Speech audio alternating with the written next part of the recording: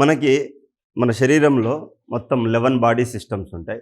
ఈ 11 body systems గురించి నేర్చుకుంటే మీరు ఎలా ఉన్నారు, ఏంటి అనే అంశాలు తెలుస్తాయి. సో, ఫస్ట్ మనం నేర్చుకునేది ఏంటి అంటే స్కెలిటల్ సిస్టమ్, అస్థిపంజర వ్యవస్థ. ఫస్ట్ మనం నేర్చుకునేది ఏంటంటే అస్థిపంజర వ్యవస్థ. అయితే మనకి అస్థిపంజరం ఏ విధంగా పనిచేస్తుందంటే it is made up of bones and cartilages. అంటే ఎముకలు మరియు కార్టిలేజెస్ ఈ రెండింటి ద్వారా మనకి బోన్ అనేది ఫామ్ అయి ఉంటుంది. ఈ బోన్ ద్వారా మనకి ఏముంటుందంటే ఫస్ట్ స్ట్రెంగ్త్ ఉంటుంది, షేప్ ఉంటుంది. ఓకే, స్ట్రెంగ్త్ అండ్ షేప్ ఈ రెండు ఉంటాయి అన్నమాట. సో జీవుల్లో అంతర లేదా బాహ్యంగా ఉండే గట్టి దృఢమైన ఆకారాన్ని ఇచ్చేదాన్ని మనము ఏమంటున్నామంటే అస్థిపంజరం అని పిలవడం జరుగుతుందన్నమాట. So rigid and solid structure found internally and externally in organism that gives a shape and support is called a skeleton. మనకి షేప్ ఈ షేప్లో ఉంటాము. మీరు ఇరా సింఘాల్ని చూసారా? Ira Singhal all India first rank. So 2017-18 ఆ టైంలో ఆవిడకి ఏంటంటే కొంచెం బోన్ డిఫార్మిటీ ఉంటుంది. అర్థమవుతుందా లేదా? మీరు చిన్నప్పుడు బాలకృష్ణ సినిమా ఒకటి ఉంటుంది, అది ఏమంటారు, రోజా ఉంటుంది, మంచం మీద తీసుకెళ్తా ఉంటే ఆయనకు ఒక రోగం వస్తుంది. అంటే ఒక శాపం వచ్చినప్పుడు ఇలా గూన్ అయిపోతాడు. సో గూన్ ఉందా లేదా అని ఎలా తెలుస్తుంది మనకి? Based on skeletal structure. ఇప్పుడు నేను నిల్చున్నప్పుడు చాలా మంచిగానే ఉన్నా అంటే what does that mean? My skeleton is good at form. So చూడంగానే చెప్పొచ్చు అనమాట, they have some problem in the bone. ఇప్పుడు for example vitamin D deficiency వస్తే రికెట్స్ వస్తే ఇలా ఉంటుంది బోన్. ఓకే, సో మన యొక్క shape, structure and strength is depend on what? Skeletal system. Okay, skeletal system మీద ఆధారపడి ఉంటుంది. ఇక్కడ ఈయన ఏమంటున్నాడు అంటే మనకి అంతరా లేదా బాహ్యంగా ఉండేటటువంటి గట్టి దృఢమైన అంటున్నాడు. మనం వచ్చేసరికి ఇంటర్నల్ స్కెలిటల్ సిస్టమ్ ఉంటుంది. వెరాజ్ ఏమంటారు, తాబేలుకి ఎక్స్టర్నల్ స్కెలిటల్ స్ట్రక్చర్. సో ఈ యొక్క స్కెలిటల్ స్ట్రక్చర్లో 2 టైప్స్ ఆఫ్ స్కెలిటల్ స్ట్రక్చర్స్ ఉంటాయి. ఒకటి ఎగ్జోస్కెలిటల్ స్ట్రక్చర్, రెండోది ఎండోస్కెలిటల్ స్ట్రక్చర్. సో బాహ్య అస్థిపంజరం అండ్ అంతర అస్థిపంజరం. బట్ అస్థిపంజరానికి ఉండేటటువంటి స్వభావం ఒకటే, it will give shape and structure. అర్థమవుతుందా? మనకి షేపు, స్ట్రక్చర్ ఇచ్చేది ఎవరు సార్ అంటే ఈ యొక్క అస్థిపంజరం మాత్రమే. సో ఈ 2 పాయింట్లు రాసుకోండి. ఏంటంటే the rigid and solid structure found internally or externally in organism that gives a shape and support is called skeleton. జీవుల్లో అంతర లేదా బాహ్యంగా ఉండే గట్టి దృఢమైన ఆకారాన్ని మరియు నిర్మాణాన్ని ఇచ్చేటటువంటిది ఏంటి సార్ అంటే అస్థిపంజరం. అస్థిపంజరం ఎన్ని రకాలు సార్? 2 రకాలు. అది బాహ్య అస్థిపంజరం మరియు అంతర అస్థిపంజరం. ఎగ్జోస్కెలిటన్ అండ్ ఎండోస్కెలిటన్ అనమాట. Exoskeleton as well as endoskeleton. జీవుల్లో అంతర లేదా బాహ్యంగా ఉండే గట్టి దృఢమైన ఆకారం. మీకు జీపీఓలు కూడా వస్తున్నాయి కాబట్టి అది కూడా చాలా మంచి జాబ్. కానిస్టేబుల్ కంటే జీపీఓ మంచి జాబ్. మీకు మళ్ళా చెప్తున్నా, కాంపిటేటివ్ ఎగ్జామ్స్ క్లియర్ అవ్వాలి అంటే అర్థమెటిక్ అండ్ రీజనింగ్ చాలా అంటే చాలా ఇంపార్టెంట్. నీకు ఏది రాకపోయినా దయచేసి రోజుకు 2-3 గంటలైనా దాని మీద టైం స్పెండ్ చేయి, మంచి ఫ్రెండ్స్ని ఏర్పరచుకో. ఓకే, ఆ విధంగా చదివితే మీకు తొందరగా వస్తుంది. Okay, 2 types of skeletal system. One is exoskeletal system, second one is endoskeletal system. So exoskeletal system గురించి ఇప్పుడు మనం చూసినట్లయితే ఎగ్జోస్కెలిటల్ సిస్టమ్ ఇదేంటంటే it is a hard, protective and non living outer covering. ఇప్పుడు చూస్తే మీకు నత్తను చూసినా, ఆల్చిప్పలు చూసినా, ఓకే, లేదు అనుకుంటే ఏమంటే ముత్యం ఎక్కడి నుంచి తయారవుతుంది? ఆల్చిప్పల నుంచి తయారవుతుంది కదా. ఓకే, సో లేదు అనుకోండి తాబేలు చూసినా అది బయట నిర్జీవమైనటువంటి దృఢంగా ఉండేటటువంటి బోన్ని మనం ఏమంటున్నాం అంటే ఎగ్జోస్కెలిటల్ సిస్టమ్ అంటున్నాం. ఓకే, సో బాహ్య అస్థిపంజరం లేదా ఎగ్జోస్కెలిటల్ సిస్టమ్ ఇది దృఢమైన రక్షణనిచ్చే బయటి నిర్జీవ పొర, non living covering. So it is hard, protective and non living outer layer is called exoskeleton. So example ఏంటంటే నత్తలు, ఆల్చిప్పలు మరియు ప్రవలాల కర్పరం. ఇదంతా అవసరం లేదు, ఓన్లీ ఇది రాసుకోండి. ఓకే, నత్తలు, ఆల్చిప్పలు, తాబేలు. ఆల్చిప్పలు అంటే మన ముత్యం దాని నుంచి వస్తుంది, దాన్ని ఆల్చిప్ప అంటారు. So shells of snails, oysters and coral reefs అని మనం మాట్లాడతాం. కోరల్ రీఫ్ అని ఎప్పుడైనా మీరు విన్నారా? కోరల్ రీఫ్ ఇది చాలా ఇంపార్టెంట్ మీకు. ఎక్కడ అంటే కోరల్ రీఫ్ ఎన్విరాన్మెంట్లో వస్తుంది, జాగ్రఫీలో వస్తుంది. కోరల్ రీఫ్స్ అని అంటాం. అంటే ఇవి ఎలా ఉంటాయంటే చాలా అంటే ఆల్చిప్పల్ లానే ఉంటాయి, ఆస్టర్స్ లానే ఉంటాయి. ఓకే, ఇవి ఏంటంటే చాలా స్కెలిటన్ ఉంటుంది బయట. కోరల్ రీఫ్ దేంతో తయారై ఉంటుంది అంటే కోరల్ పాలిప్ అండ్ జూజాంథలిన్ తో తయారై ఉంటుంది అనమాట. జూజాంథలిన్ తో తయారై ఉంటుంది coral polyp and zooxanthellae. So coral polyp ఇది యానిమల్, ఇది వచ్చేసరికి ఆల్గేలా ఉంటుంది, ప్లాంట్ అని అనుకో. దీనికి ఎలా అంటే మనం ఇప్పుడు నత్తల్లాగా అని ఏదైతే మాట్లాడుతున్నామో ఇలా స్ట్రాంగ్ ఏముంటుంది, సర్ఫేస్ ఉంటుంది, చాలా స్ట్రాంగ్ సర్ఫేస్ ఉంటుంది, స్కెలిటన్ ఉంటుంది, స్ట్రాంగ్ స్కెలిటన్ ఉంటుంది. ఓకే, స్ట్రాంగ్ స్కెలిటన్ ఉంటుంది, లోపల చాలా మెత్తగా ఉంటుంది అన్నమాట. ఈ విధంగా మెత్తగా ఉంటుంది. ఇది ఏం చేస్తుందంటే ఈ యొక్క స్ట్రాంగ్ స్కెలిటన్ ఏదైతే ఉందో బయట ఒక జిగట లాంటి పదార్థాన్ని అది చనిపోయేటప్పుడు ఇలా రిలీజ్ చేస్తుంది. ఈ విధంగా చాలా చాలా కోరల్ పాలిప్స్ ఈ విధంగా ఒకదానికొకటి అతుక్కొని మనకి పగడపు దీవి అంటాం చూడండి. పగడపు దీవులని విన్నారా? పగడపు దీవులు. ఈ యొక్క పగడపు దీవులు దేంతో తయారవుతాయంటే కోరల్ రీఫ్స్ ద్వారా తయారవుతాయి. ఓకే, సో ఈ పగడపు దీవులు ఎలా తయారవుతాయంటే కోరల్ పాలిప్స్ ద్వారా మరియు జూజాంథలిన్ ద్వారా. అయితే దీన్ని మనం సింబయాటిక్ రిలేషన్షిప్ అంటే ఇచ్చిపుచ్చుకుంటాయి. ఇవి ఏమి ఇచ్చిపుచ్చుకుంటాయి అంటే కోరల్ పాలిప్ వచ్చేసరికి మన దీనికి ఏది జూజాంథలిన్కి షెల్టర్ ఇస్తుంది. జూజాంథలిన్ ఏం చేస్తుంది అంటే ఫోటోసింథసిస్ చేసి మన కోరల్ పాలిప్కి ఫుడ్ని ఇస్తుంది అనమాట. ఈ విధంగా ఒకటి షెల్టర్ ఒకటి ఫుడ్ ఇస్తుంది. సో ఈ విధంగా మనకి పగడపు దీవులు ఏ విధంగా తయారవుతాయి అంటే కోరల్ పాలిప్. సో ఈ యొక్క కోరల్ పాలిప్ గురించి మనం మాట్లాడినప్పుడు ఎందుకు ఇదంతా మాట్లాడుతున్నామంటే వీఆర్ డిస్కసింగ్ అబౌట్ ఎగ్జోస్కెలిటన్ అంటే బాహ్య అస్థిపంజరం గురించి మాట్లాడుతున్నాం కాబట్టి ఈ యొక్క కోరల్ రీఫ్స్ గురించి మాట్లాడాము.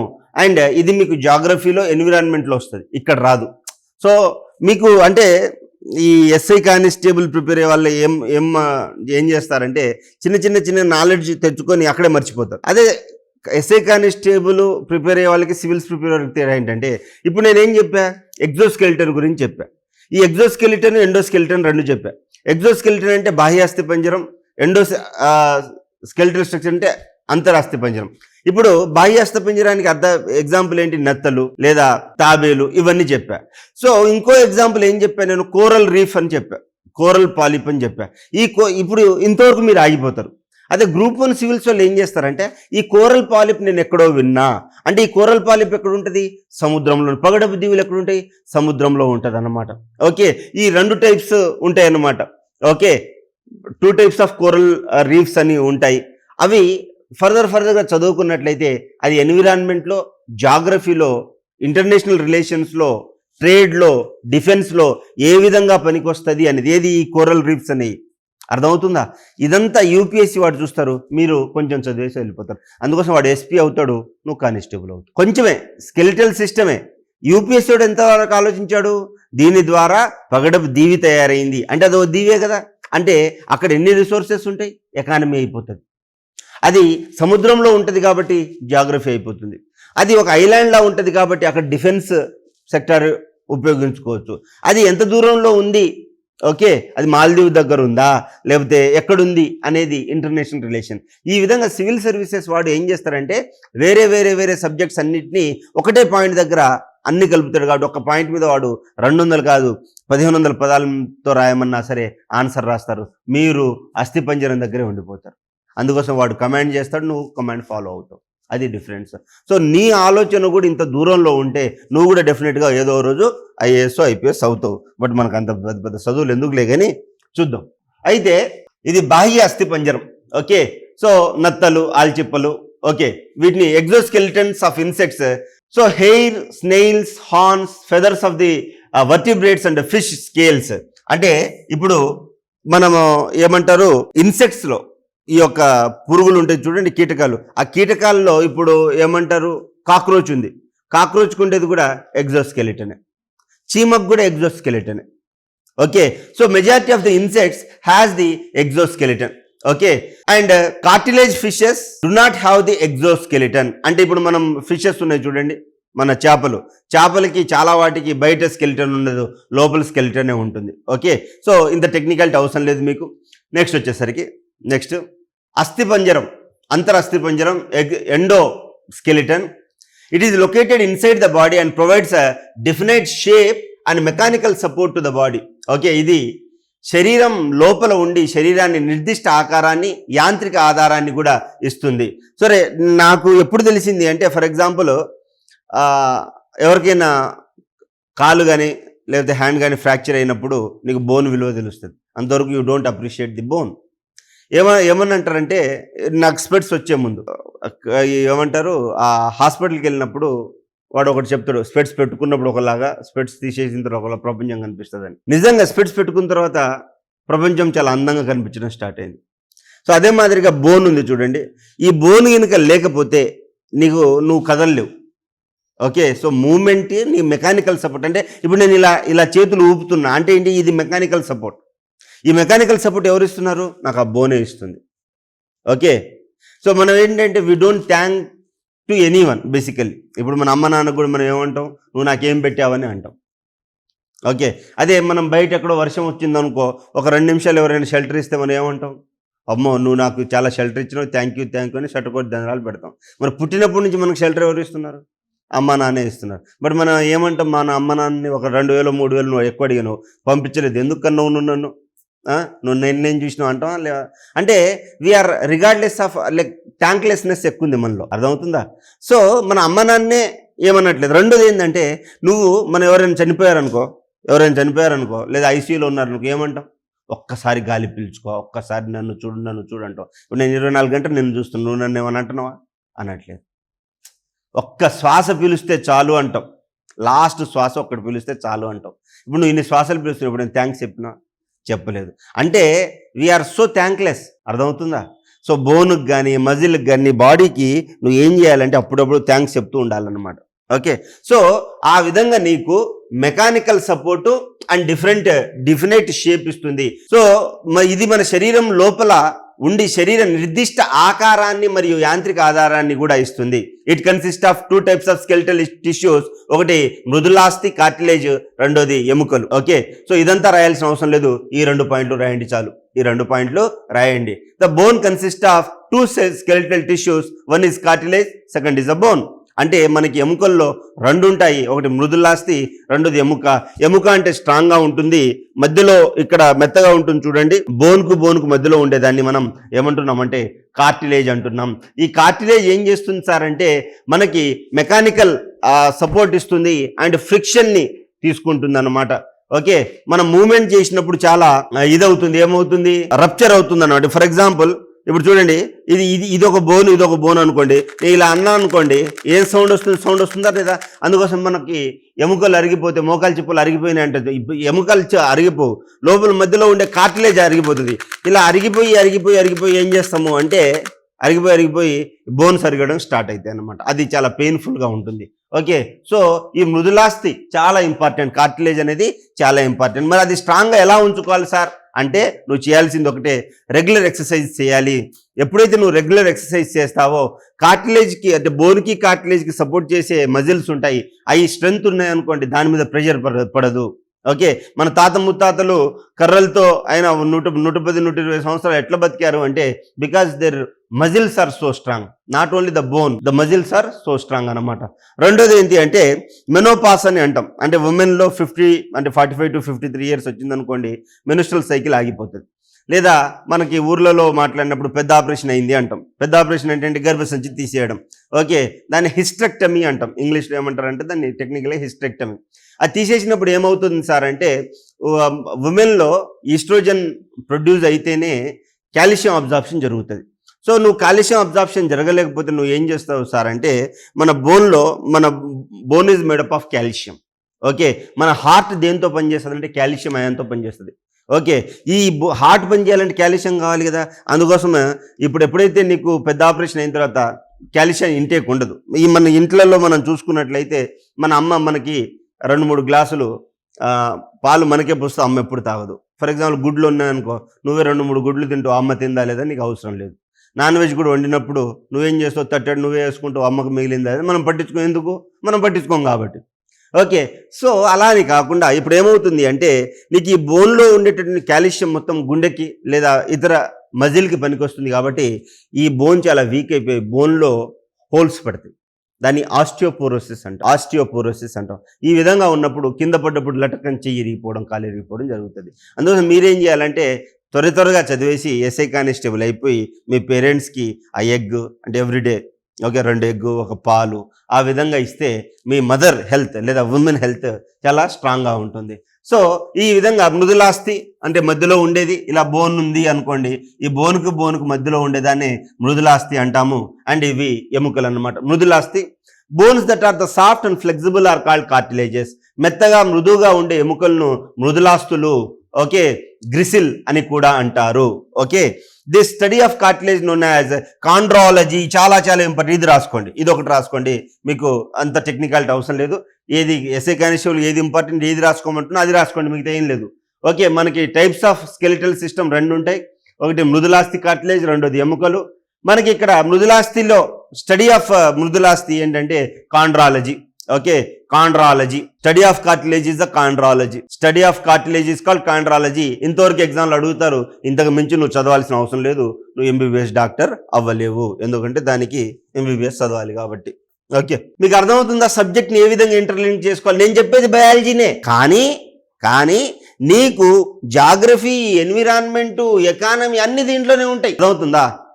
మృదులాస్థుల్లోని so the matrix of cartilage is a chondrin that cells present in the chondrocytes. ఇంత టెక్నికాలిటీ అవసరం లేదు, నీకు అవసరం లేదు. This contains protein, collagen and flexible and helps in the movement. మన శరీరంలో అత్యధికంగా ఉండే ప్రోటీన్ ఏంటంటే కొల్లాజెన్ ఫైబర్స్. చాలా ఇంపార్టెంట్. ఇది రాసుకోండి.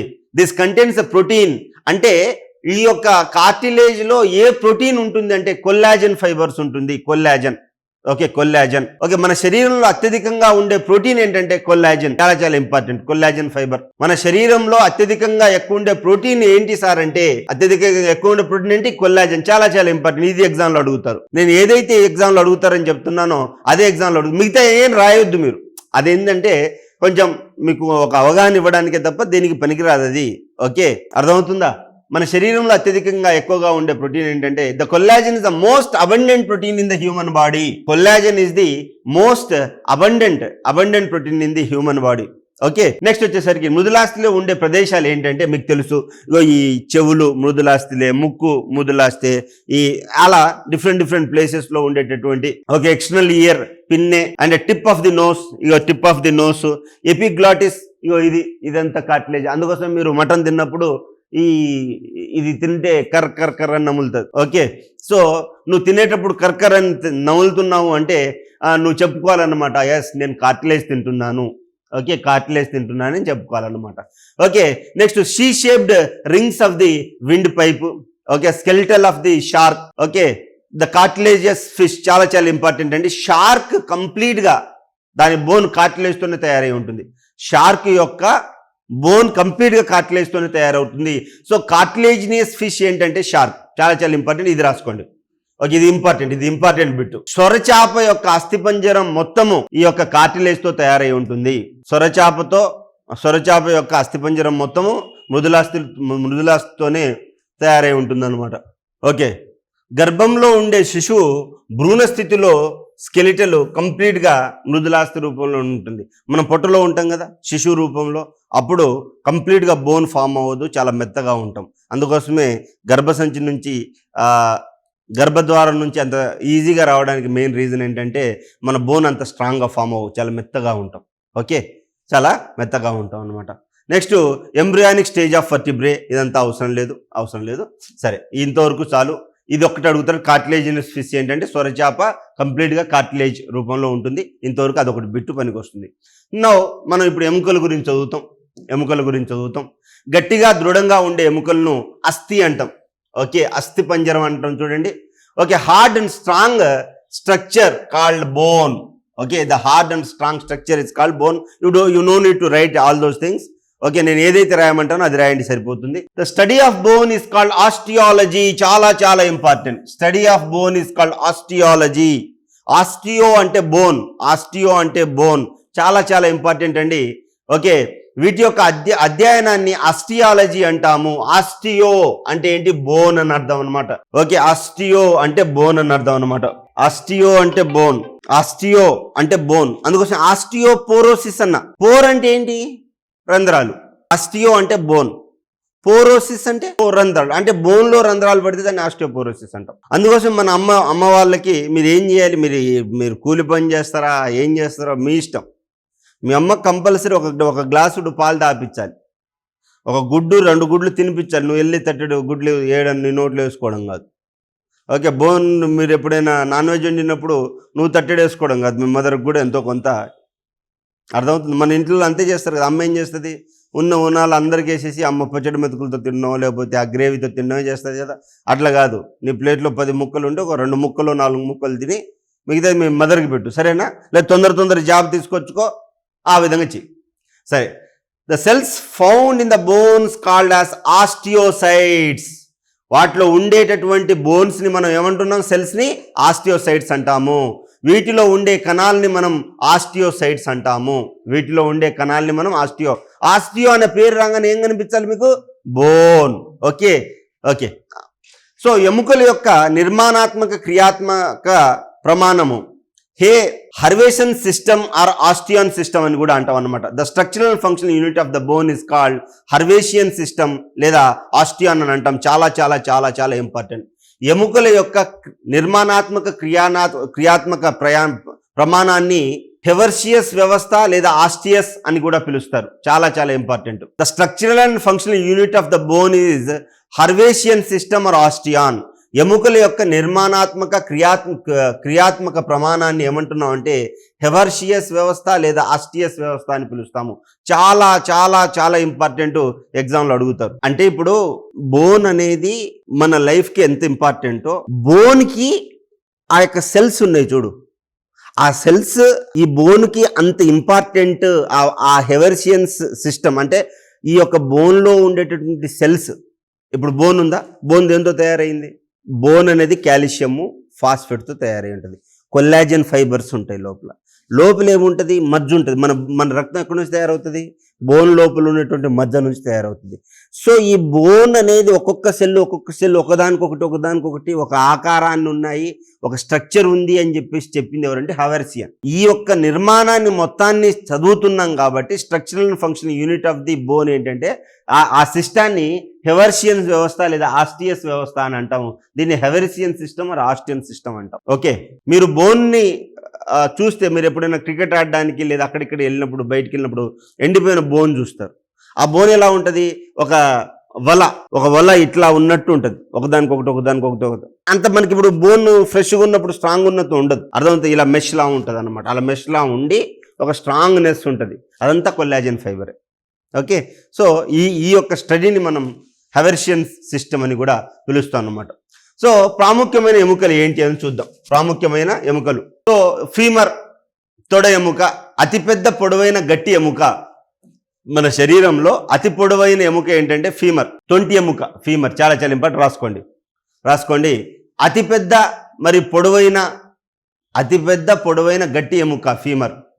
Longest strongest bone. అతిపెద్ద పొడవైన గట్టి ఎముక. ఇక్కడ శరీరంలో అతిపెద్ద మరియు అతిపెద్ద పొడవైన గట్టి ఎముక. బట్ గట్టి ఎముక ఏంటి? మ్యాండబుల్. మీకు అర్థం కాదు, మళ్ళీ ఒకసారి చెప్తా. మళ్ళీ ఎగ్జామ్లో మీరు రాంగ్ బిట్ పెట్టి వచ్చే అవకాశం ఉంటుంది. మన శరీరంలో పొడవైన అతిపెద్ద గట్టి ఎముక ఎవరైనా అడిగితే అది ఫీమర్. కానీ మన శరీరంలో గట్టి ఎముక అంటే మ్యాండబుల్, దవడ ఎముక. అర్థమవుతుందో నేనేమంటున్నాను? సరే, మన శరీరంలో అతి చిన్న ఎముక ఏంటి? Smallest bone in the body stapes, ear bone. మన చెవి లోపల 3 బోన్స్ ఉంటాయి, స్టేప్స్, ఇంకస్, మ్యాలెస్ అని ఉంటాయి. సో వాటిలో కూడా అతి చిన్న ఎముక ఏంటి? స్టెపిస్. కర్ణాంతరాస్తి, స్టెపిస్ లేదా కర్ణాంతరాస్తి శరీరంలో అతి చిన్న ఎముక. శరీరంలో అతి చిన్న ఎముక. Smallest bone in the human body. Strongest bone in the skull. మన తల లోపల ఉండేటటువంటి ఏమంటారు స్కల్, పుర్రెలో అతిపెద్ద గట్టి ఎముక ఏంటంటే mandible. Okay, lower jaw or mandible. The strongest bone in the skull is the mandible. Okay, mandible.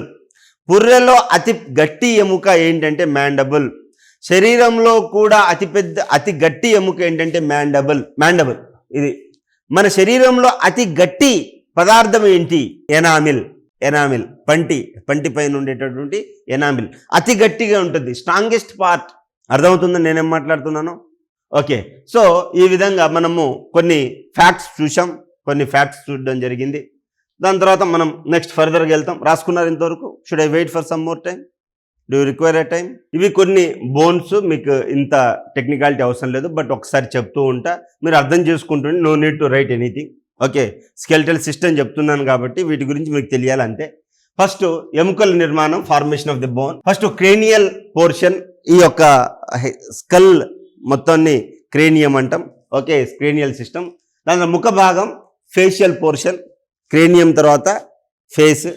దాని తర్వాత క్లావికల్, వీటిని క్లావికల్ బోన్ అంటాం. కాలర్ బోన్ని క్లావికల్ బోన్ అంటాం. ఓకే, దాని తర్వాత స్కాపుల్లా, దాన్ని షోల్డర్ బ్లేడ్స్ అంటాం. ఇవన్నీ చూడండి రెక్కలు, ఈ రెక్కల్ని స్కాపులా అంటాం. ఇది దీన్ని. ఓకే, దాని తర్వాత రిప్స్. ఓకే, మనకి బైబిల్లో చెప్పినట్టుగా అమ్మాయిలకి అబ్బాయిలకి ఎక్కువ తక్కువ ఉండదండి, ఎవరికైనా సమానంగానే ఉంటుంది. అలా ఏం కరెక్ట్ ఏం కాదండి. ఓకేనా. దాని తర్వాత రిప్స్. దాని తర్వాత ఈ రిప్స్ ఏం చేస్తాయంటే మన బాడీలో ఉండేటటువంటి అన్ని ఇంపార్టెంట్ అవయవాల్ని కాపాడుతాయి. ఏంటి? లంగ్స్, హార్ట్, దాని తర్వాత లివరు, దాని తర్వాత కిడ్నీ కూడా లాస్ట్ రెండు రిబ్స్ లోపల ఉంటుంది. చాలా మంది ఏమనుకుంటారంటే కిడ్నీస్ ఇక్కడ ఉంటాయి అనుకుంటారు, అక్కడేం ఉండవండి. సరేనా, అక్కడేం ఉండవు. దాని తర్వాత humorous, upper arm bones. Okay, humorous, ఈ యొక్క అప్పర్ ఆర్మ్, ఈ ఆర్మ్ ఉందా, హ్యూమరస్ అప్పర్ ఆర్మ్ బోన్. దీన్ని ఇక్కడ నుంచి ఇక్కడ వరకు మనం అప్పర్ ఆర్మ్ బోన్ అంటాం అనమాట. దాని తర్వాత స్టెర్నమ్ వచ్చేసరికి దీని బ్రెస్ట్ బోన్ అంటాం. ఈ రెండు రిబ్స్ కి మధ్యలో ఉండే బోన్ ని స్టెర్నమ్ అంటాం. ఈ స్టెర్నమ్ కి కింద ఇక్కడ కార్టిలేజ్ ఉంటుంది. ఎవరైనా నువ్వు డేంజరస్ పొజిషన్లో ఉన్నావు అంటే నువ్వు దీన్ని ఇక్కడ గుద్దుతే మనిషి చచ్చిపోతాడు ఈజీగా. అంటే ఈజియెస్ట్ ప్లేస్ టు నువ్వు చంపాలనుకుంటే ఎవరినైనా ఇక్కడ ఇలా గట్టిగా ఒత్తుతే చాలు. ఓకే, సో మనిషి ఈజీగా చచ్చిపోతాడు. Okay, sternum. దాని తర్వాత వర్టిబ్రల్ కాలం, స్పైనల్ కాలం. వర్టిబ్రల్ కాలం అంటే ఇక్కడ నుంచి ఇక్కడ వరకు కొకిక్స్ వరకు మనకి దీన్ని మనం వర్టిబ్రల్ కాలం అని అంటాం.